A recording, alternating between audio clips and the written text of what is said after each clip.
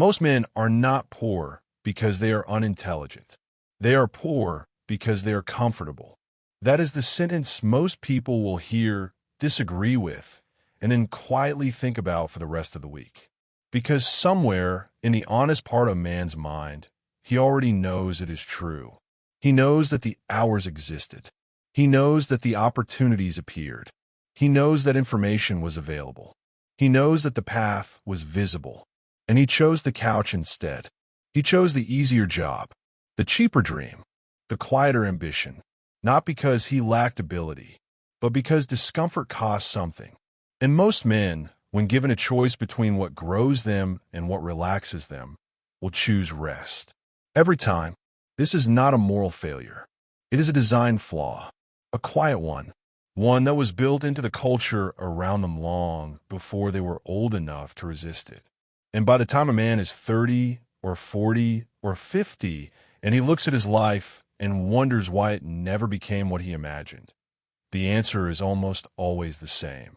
He was too comfortable for too long in too many small moments that mattered.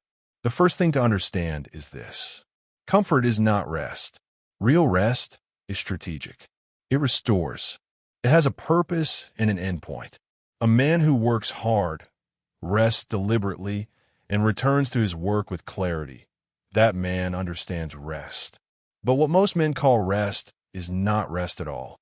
It is avoidance dressed in leisure clothing. It is the third hour of television when the first hour already served its purpose. It is the weekend spent doing nothing, not because the body needed stillness, but because the mind wanted to escape.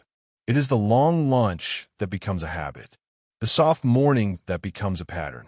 The easy week that becomes a quiet year. Comfort in its chronic form is not a reward. It is a slow leak in the foundation of a man's life. And foundations do not collapse dramatically. They erode quietly, inch by inch, over years, until one day the structure above them shifts, and the man inside wonders when everything went wrong. Nothing went wrong in one day. Things went wrong in 1,000 small, comfortable days. Now consider what comfort does to the mind. A mind that is never challenged becomes a mind that cannot solve hard problems. This is not philosophy. This is function. The mind, like the body, responds to the demands placed upon it. Subject it to difficulty, and it adapts. Protect it from difficulty, and it softens. A man who has never forced himself to sit with a hard problem, who has always reached for the shortcut, the summary, the easier version, will find that when a serious problem arrives, his mind has no muscle to meet it. This is the intellectual consequence of comfort, and it is devastating because the problems that determine a man's financial life, the ones that involve judgment, strategy, patience, and clarity, are not easy problems. They do not reward soft thinking. They reward men who have spent years doing the harder thing, reading the longer book, working through the difficult calculation, sitting with uncertainty without flinching. Wealth is not simply money. Wealth is, in large part, the capacity to think clearly under pressure. And that capacity is not purchased. It is built through the accumulated discipline of choosing the harder path when the easier one was available. A man who has spent decades choosing the easier path has not rested. He has slowly dismantled the instrument he would have needed to build something lasting. Let's speak plainly about what the middle class actually is, not as an economic category, but as a psychological condition. The middle class is the space a man occupies when he is earning enough to feel safe, but not enough to feel free. It is the place where ambition quiets down, because there is enough comfort to silence it. This is the trap, not poverty. Poverty, at least, creates urgency. Urgency creates movement. A man who has nothing has a reason to reach. The middle-class trap is far more dangerous because it provides just enough to prevent a man from feeling the full weight of what he does not have. He has a home, not his dream, but a home. He has income, not wealth, but income. He has stability, not freedom, but stability. And so he stays. He stays because leaving would require risk, and risk requires the tolerance of discomfort. And discomfort is precisely what his current life has been carefully arranged to avoid. The middle-class trap is not a lack of resources. It is a lack of hunger, and comfort killed the hunger. There is a particular kind of man this culture produces in great numbers. He works. He is not lazy in the obvious sense. He shows up. He performs his duties. He pays his bills. He is, by most measures, responsible. But his financial life never grows beyond a certain ceiling. He earns. He spends. He earns more. He spends more. The expenses expand to match the income every single time. This is not coincidence. This is comfort at work, because every raise he receives becomes a new standard of living. Every promotion gets translated into a better car, a larger mortgage, a more expensive routine. The gap between income and expenditure, the space where wealth is actually built, never widens. It stays just large enough to maintain the feeling of stability, never large enough to produce true independence. This pattern has a name. It has been observed across cultures and across centuries. The man who earns more but never accumulates more, not because of taxes, not because of bad luck, but because the comfort of spending is immediate, and the discipline of not spending requires denying something the body very much wants to enjoy right now. Comfort wins that argument almost every time, unless a man has deliberately and consciously structured his life to ensure that it does not. Wealth requires a specific kind of violence against the self, not physical violence, not suffering for its own sake, but the willingness to say no to the version of yourself that wants things now, the version that wants the newer model because it signals something, the version that wants the dinner at the better restaurant because it feels like success, the version that wants to be seen consuming well because in the absence of actual wealth, consumption is the only language of status available. This is the psychology of poverty that lives inside otherwise intelligent men. A weak man buys to feel powerful. Read it again slowly. He cannot command his environment. He cannot direct his finances. He cannot exercise meaningful authority over his own time. And so he purchases something that communicates power to the eyes of others, because he has no other way to feel it. The car says what his balance sheet cannot. The watch says what his discipline never learned to say. The wardrobe says what his legacy has not yet built. And none of it builds anything. It only signals. Wealth is not a signal. Wealth is a structure. And structures are invisible until they produce something undeniable. The man building real wealth looks, to the casual observer, like he is doing very little. His car is reasonable. His home is adequate. His clothes are clean and unremarkable. He is not performing. He is building. And what he is building does not require an audience. Let us consider consumption more carefully, because this is where most men lose without ever understanding that they are losing. Consumption is the act of ending something. When you consume, you take what existed and you use it up. The food, the fuel, the dollar, the hour consumed, they are gone. A consuming man is a man who is always ending things. Production is the opposite act. It is the act of creating something that continues to exist after the effort. The business, the system, the asset, the skill produce, they remain. A producing man is a man who is always building towards something that outlasts the moment. The middle-class life is overwhelmingly a consuming life. It is organized around the consumption of entertainment, comfort, convenience, and experience. The economy of that life is almost entirely pointed outward, toward things that are purchased, experienced, and exhausted. There is very little in it that produces, very little that builds, very little that remains. And so the man who lives this life finds, at the end of 30 years of work, that he is nearly where he began. He consumed his prime years, not lazily, not recklessly, carefully, responsibly, even enjoyably, but consumed nonetheless. Wealth is built by men who tilt the balance, who produce more than they consume, who invest more than they spend, who build more than they buy. And that tilt requires deliberate, sustained, uncomfortable discipline. Silence is one of the most underestimated tools of wealth. Not silence in the literal sense, though that has its own value, but the silence of not announcing, the silence of not sharing, the silence of building without performance. Modern life has constructed an extraordinary pressure to perform prosperity. Social environments reward the man who signals success. The photograph of the restaurant, the mention of the travel, the subtle implication of earnings or status woven into ordinary conversation. This pressure is poison to wealth building, because every dollar spent on performance is a dollar withdrawn from the foundation. And beyond the money, there is the psychology.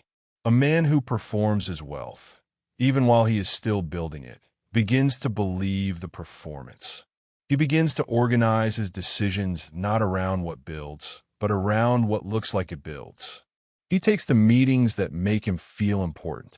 He pursues the associations that carry social prestige. He selects the visible marker over the invisible asset. And the invisible asset, the one that would have eventually made the visible markers unnecessary, never gets built. Silence protects growth. The man who does not announce his plans cannot be talked out of them. The man who does not perform his progress cannot be derailed by the applause. The man who does not seek validation for his wealth cannot be controlled by the withdrawal of it. Silence is discipline in its most sophisticated form. Now, let us address the appetite. Every man has appetites. This is not a weakness. It is biology. The appetite for pleasure, for rest, for admiration, for food, for ease, for stimulation, for immediate reward. These are not problems. They are forces. The question is not whether a man has appetites. The question is whether a man commands his appetites or whether his appetites command him. The man who is commanded by his appetites cannot build anything, because building requires the consistent subordination of the immediate to the eventual. It requires the ability to look at what you want right now, acknowledge that you want it, and choose something else because the something else serves a longer purpose. This is command. Command is not the absence of desire. It is the governance of it. And this is where most men fail, not because they do not understand what to do, but because understanding and doing are separated by a gap that only self-mastery can close. You can read every book about wealth ever written. You can understand the mechanics perfectly. You can articulate the principles with great eloquence, and still fail entirely, because at 8 o'clock in the evening, when the choice presents itself between the productive hour and the comfortable one, you choose comfort. Intelligence is not the issue. Governance is the issue. The man who governs himself governs his finances. The man who cannot govern himself can understand everything and build nothing. There is a myth at the center of middle-class psychology that must be examined directly. It is the myth of the future version. The man tells himself, when I earn more, I will save more. When the conditions are better, I will start. When things calm down, I will build. He is waiting for a future version of himself who will have more discipline, more clarity, more resources, more time.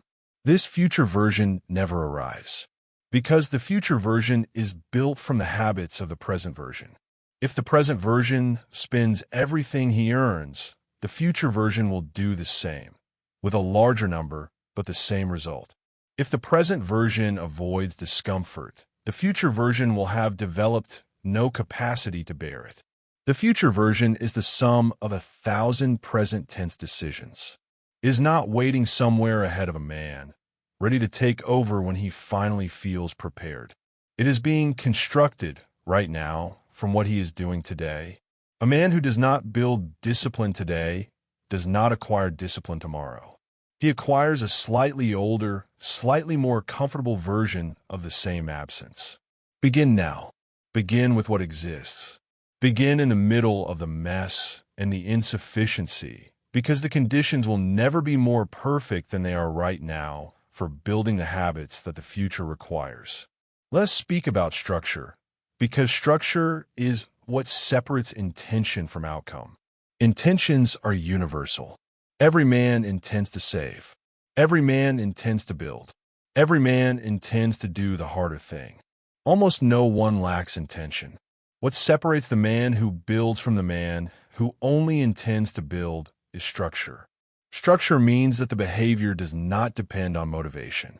Motivation is unreliable. It is emotional. It rises and falls with mood, with circumstance, with sleep, with the news, with the conversation at dinner. A man who builds only when motivated will build sporadically, inconsistently, and always at the mercy of forces outside himself. Structure removes the variable. The money moved to savings before it can be spent is structure. The hour reserved for building before the day opens to demands is structure. The boundary that does not require a conversation every time is structure. When the behavior is structural, it does not require will.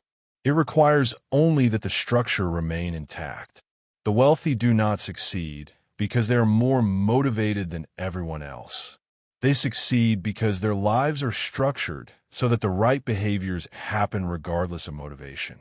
This is why discipline, properly understood, is not about effort. It is about design. Design the life so that the right thing is the default thing, and then protect the design. The men who have built lasting wealth share a particular relationship with time. They think in decades. This sounds simple. It is not practiced. The default human relationship with time is immediate. What does this feel like now? What does this produce this week? What is visible this month? This is not greed or laziness. It is the natural architecture of human attention. But wealth, real wealth, lasting wealth, the kind that compounds and survives and eventually outlives the man who built it, operates on a different time scale. A tree planted in soil does not produce fruit because the planter watched it closely. It produces fruit because the planter planted it, tended it over time, and was patient. The man who wants fruit next week does not plant trees. He buys fruit, and he will always be buying fruit. The man who plants trees accepts that he will tend something for years before it gives anything back. This is not patience in the passive sense. It is the active, disciplined, structured management of something that requires time to become what it is intended to become. Income is fruit bought at the market. Wealth is the orchard. And orchards are not built by men who think in weeks. There's a question that every man eventually faces, whether he frames it this way or not. What is this life for? Not in the abstract philosophical sense. In the practical sense. What is the actual outcome that this life is being organized to produce? Many men never answer this question. They let it remain vague. The answer is something comfortable and undefined, to be happy, to be secure, to get by, to have a good time. These are not answers. They're the absence of answers dressed as answers. A man without a clear answer to that question will organize his life around the immediate.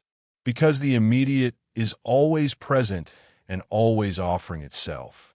The comfortable life, the enjoyable weekend, the reasonable enough career, and nothing larger ever gets built, because nothing larger was ever clearly decided upon. The man who builds wealth, and I mean this in the fullest sense, not only financial wealth, but the wealth of a life that means something beyond its own comfort. That man has made a decision about what he is building. He has named it. He has written it. He has structured his hours around it. He is not waiting to feel motivated. He is not waiting for the right moment. He is not waiting for permission. He made a decision, and the decision made him. Let us return to something said earlier and sharpen it. The world does not punish laziness as severely as it punishes comfort. Laziness is obvious. It is visible. The lazy man knows what he is, and often that knowledge itself creates eventual movement. But comfort is invisible. Comfort looks like reasonableness. Comfort looks like wisdom. Comfort looks like a man who has earned the right to relax. Comfort says, I work hard. I deserve this. And perhaps he does deserve it. That is not the point. The point is what happens over 20 years to the man who consistently chooses what he deserves in the present over what he wants to build for the future. He ends up at 60 with a comfortable life and nothing underneath it. No assets of consequence. No structure that survives him. No income that exists without his labor. No legacy that continues when he stops. Just a man who was reasonable and comfortable for 40 working years and found that reasonableness and comfort on their own build nothing permanent. Deserve less now. Build more permanently. That is the exchange. It is not a cruel exchange. It is actually a generous one if a man can see it clearly. The small discomforts of discipline today are trivially minor compared to the large discomfort of arriving at the end of a working life with nothing beneath you. That discomfort, the one reserved for men who chose comfort, is not temporary. It does not lift with a weekend of rest. It stays. Discipline is not punishment. This must be understood, because a man who views discipline as punishment will abandon it every time the punishment feels disproportionate. Discipline is the most respectful thing a man can offer himself. It says, I believe this man is capable of more than his appetite suggests. I believe this man can choose the longer purpose over the immediate impulse. I believe this man is more than the sum of his cravings. That is not cruelty. That is a high estimate. The man who lives without discipline has placed a very low estimate on himself. He has said, in effect, I cannot be trusted with difficulty. I cannot be expected to do hard things consistently. I need the comfort to remain, because without it, I have nothing.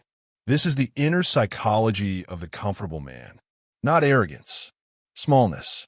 He has made himself small by insisting on ease. Discipline, built slowly and maintained quietly, makes a man large. Not loud, large. There is a difference between the man who takes up space with noise and the man who holds space with authority. One is performing. One is present. Build the authority. Let the noise belong to others. Wealth begins where performance ends. The man performing wealth is spending it. The man building wealth is invisible. He is not at the table where men compete over signals. He is not in the conversation where men compare appearances. He is not in the room at all, because the room is full of noise and noise does not build. He is working, quietly, consistently, without an audience. His satisfaction comes not from being seen to build, but from the building itself. This is a psychological shift that cannot be faked or borrowed. It has to be grown, and it grows in the soil of self-respect. The kind of self-respect that does not require external confirmation. The kind that rests on a man's own evaluation of what he is doing with his hours and his years. A man who respects himself does not need to purchase the appearance of success. He is too busy building the reality of it. And the reality, in time, speaks for itself, loudly, to those who were watching quietly all along. Let this land clearly. You are not poor because the world is unfair. Perhaps the world is unfair. That is largely irrelevant to what you do with what you have. You are not poor because you lack intelligence. Intelligence without governance is furniture. It fills a room but moves nothing. You're not poor because of the economy, the timing, the circumstances. Men have built lasting wealth inside every economy, at every moment in history, under conditions far harder than these. You are where you are because of the 10,000 small decisions that preceded this moment. And where you will be is being decided right now, in this moment, and the next one, and the one after that.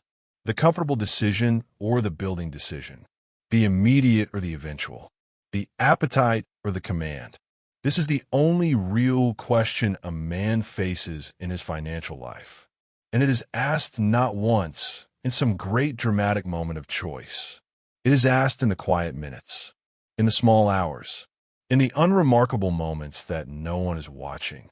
That is where wealth is actually decided. Not in the boardroom, not at the closing, not at the moment of success. In the ordinary moment, when it would have been entirely acceptable to choose comfort instead. And a man with discipline chose otherwise. The trap is comfortable by design. That is what makes it a trap. It does not look like a trap. It looks like success. It looks like arrival. It looks like a man who has worked hard and earned a right to enjoy what he has. And perhaps he has earned that right. But there is a harder right, the right to freedom. Not freedom from work, but freedom within life. The freedom that comes when a man's financial structure no longer requires his constant labor to sustain it. When the assets work while he rests. When the legacy continues without his daily intervention. That freedom is not purchased with comfort. It is purchased with discipline, with restraint, with a willingness to live below what you could spend for longer than feels necessary, in service of something that takes years to become visible. Most men will not do this, not because they cannot, but because the trap is too comfortable to feel like a trap. And that is why most men will remain inside it. The few who leave are not special. They are simply men who decided, at some ordinary, unspectacular moment, that comfort was not enough. And they structured their lives around that decision.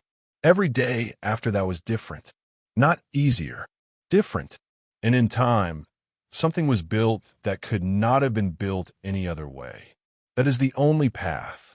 There is no other.